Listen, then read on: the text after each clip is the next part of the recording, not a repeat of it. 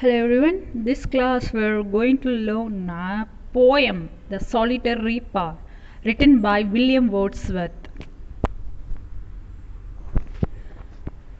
William Wordsworth is one of the most important English poets and a founder of the Romantic movement of English literature.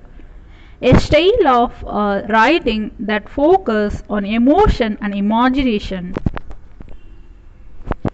Wordsworth became known as a lakeland poet because of the area where he lived, which is renowned for its beautiful wild landscapes, charming patches, and countless lakes. He was often called a nature poet because of his emphasis on the connection between humans and the natural world. He became widely successful and was named Poet Laureate of England in 1843. The Solitary Reaper was written on November 5, 1805 and published in 1807 in the collection Poems in two volumes. This poem is unique because while most of Wordsworth's work is based closely on his own experiences, The Solitary Reaper is based on the experience of someone else. Author and friend Thomas Wilkinson has described in his tours to the British mountains.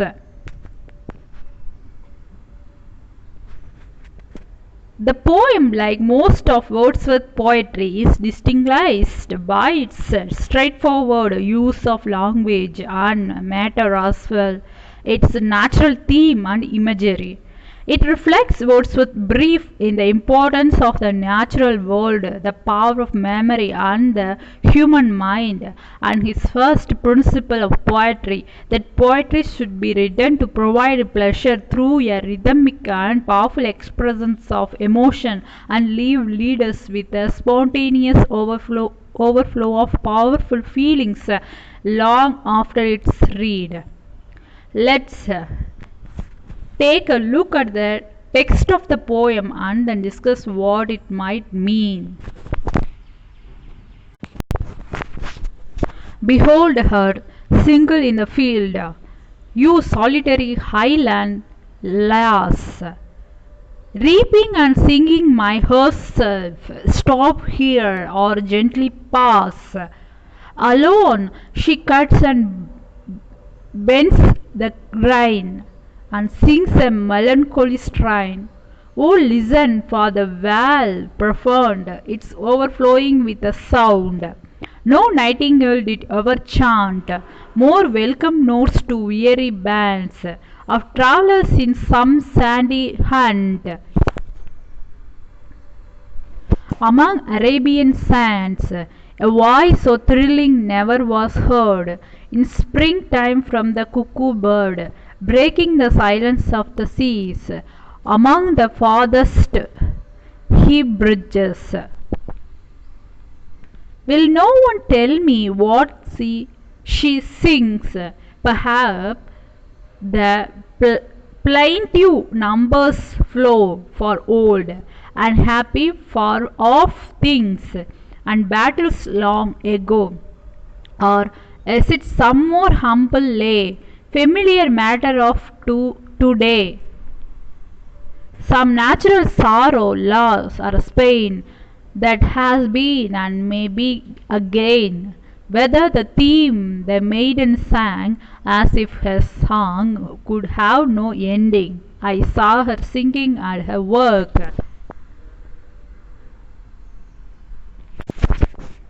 And over the sickle bending, I listened motionless and still, and I moaned.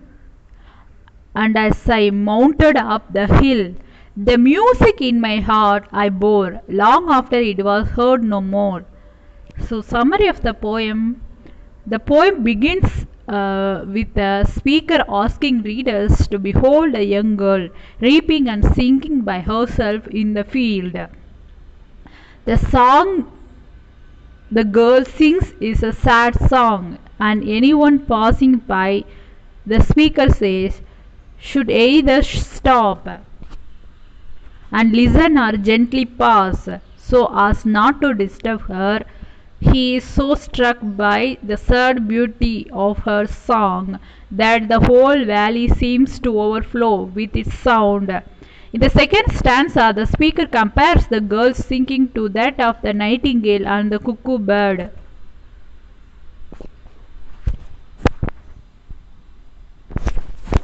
He says that the song she sings is more welcome than any nightingale might sing to weary travelers in the desert, and the sound of her voice is more thrilling to hear than the cuckoo bird's spring. He is utterly enchanted, although, as we see in the next stanza, he cannot understand the language of song and also can't say what the song is about. In the third stanza, the speaker tries to imagine what the song might be about. Given its sad tune, he speculates that her song might be about some past sorrow, pain, or loss of old unhappy things, or battles bought long ago. Or perhaps he says it is a humbler, simpler song about some present sorrow, pain, or loss, a matter of today. The poem ends as the speaker understands that whatever the girl sings about does not matter. It is the beauty of the song and her singing that touches his heart and lingers in his mind, giving him joy as he travels up the hill and carries her song with him long after he can no longer hear it.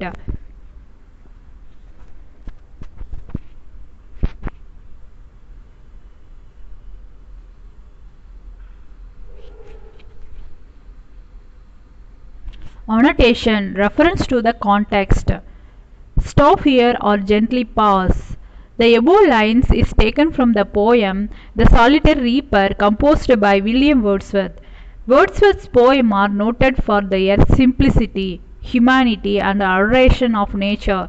His poetry deals with the common folk from ordinary life. Solitary Reaper is good example of such poetry. Explanation: the poet hears the song sung by the girl. It is sad song. The poet says to the passing people to either stop and listen the beauty song sung by the girl or gently pass so that the girl should not be disturbed. He wants to enjoy the song as he finds the song very beautiful though sad. No nightingale did ever chant more welcome notes to weary bands of travellers in some saddy haunt.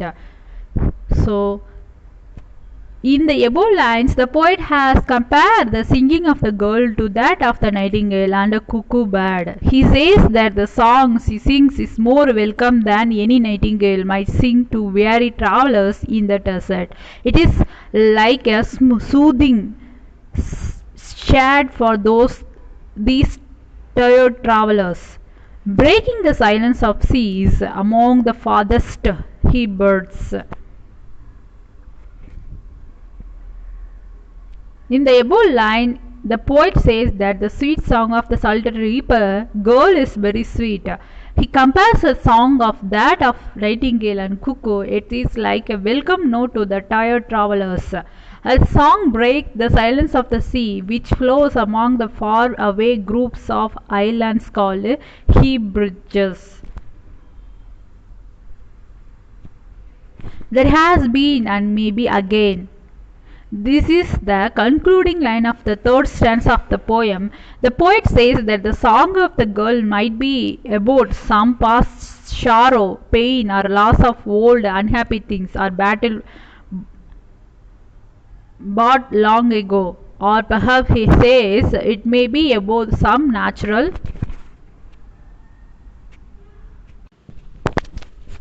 sorrow or loss, pain which she had or she may face in future. The music in my heart I bore, long after it was heard no more. These lines are concluding lines of the poem. The poet is not able to understand the song of the girl, but the beauty of the song and her singing touches his heart and remains in his mind, giving him joy as he travels up the hill. Her song is so beautiful that he carries her song with him even long after he can no longer hear it. So this is the detailed analysis of Salt Reaper poem written by William Wordsworth, who was a nature poet. Thank you.